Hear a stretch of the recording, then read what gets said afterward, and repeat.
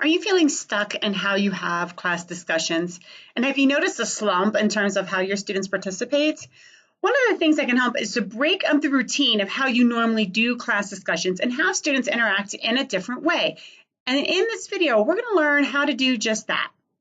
Hi everyone, I'm Lee Hall from Literacy Teachers, and I'm all about giving you the tools you need to inspire, motivate, and change how your students read and write for academic success. If you're new here, make sure you hit the subscribe button so that you get new notifications as I put out new videos each week. So today we're going to talk about how to use the snowball technique in classroom discussions to improve inclusion, okay? And when I say inclusion, what I mean is you want your students, interacting with a variety of people, and you want all ideas and perspectives and questions to be considered and heard. How do you do that? The snowball technique is a really good way to improve inclusion across your students, okay? Here's how you do it. So you're going to have your students read whatever it is they're going to read, or if they're going to watch a video, whatever that is, okay? And then you're going to identify anywhere from 1 to 3 questions, and you're going to give those questions to your students, okay? Students are going to take time to answer them individually. This does not need to be a refined essay or anything like that.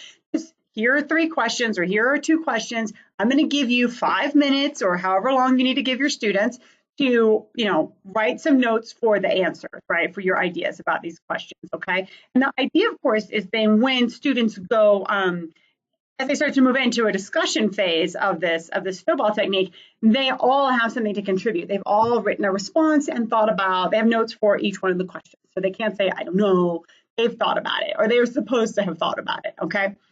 So students answer those questions individually. I usually keep it about 5 to 7 minutes, all right? And you keep an eye on that, adjust as you need to.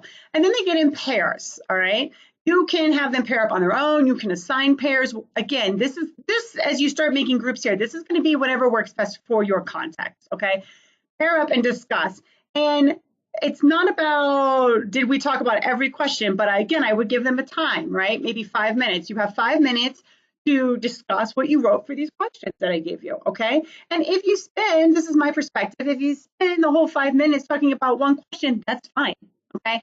If you talk about all of them, that's fine, right? It's just, as long as you're focused and engaged, all right, around at least one of those questions that I gave you, then it's fine, okay?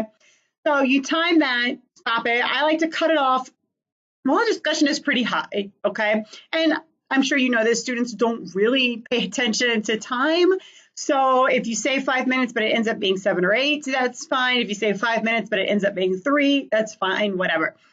Now you've got your one student who got in a pair. Now they're you got your students in groups of 2. Groups of 2 now combine with another group of 2 to make a group of 4, okay? And again, you can assign these, or they can find their own partners, however you want to do it. And the same thing repeats, right? You have so much time. Again, I usually give about 5 to 7 minutes to discuss and share the questions, okay? And I personally cut it off after we do a group of 4. You can continue to combine, right? A group of 4 can become a group of 8. If you look up the snowball technique, you'll see that, the full recommendation is you keep combining until the whole class is together, and then you have a whole class discussion. I don't do that. I don't do it for a couple of reasons. One, students start to get tired, and they start to sort of wear on them.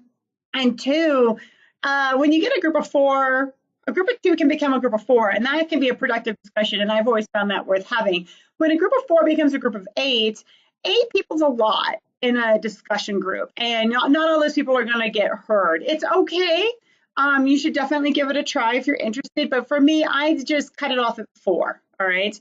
But you do this and keep snowballing, as it makes sense for you. And cut it off when you think it's appropriate. So now the benefits to using this technique, as students start grouping and regrouping, you're going to have new ideas and new questions that are being fed in, okay?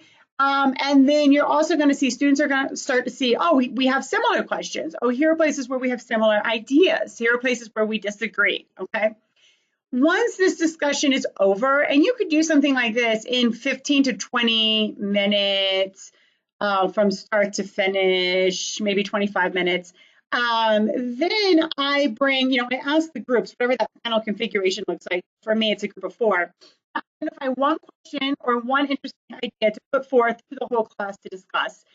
would take, 3 to 5 minutes examining that. And so that could easily be 4 or 5 different groups. And so that could add on another, anywhere from 15 to 30 minutes. So this is really about, for me to do this, takes about an hour to do, 45 minutes to an hour to do.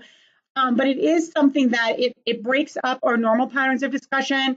It lets students move around a bit, talk to some different people, and as such, it ends up being a little more of an inclusive environment because people get to hear from others that they wouldn't normally get to hear from. So thanks for watching, and don't forget to subscribe so you can catch all of my videos. And while you're at it, let me know in the comments, what do you think of the snowball technique? Is this something that you have used? How do you use it? Do you have a variation on it? Do you have any questions about it? Let's hear about it so that we can all support you as you move forward with your journey.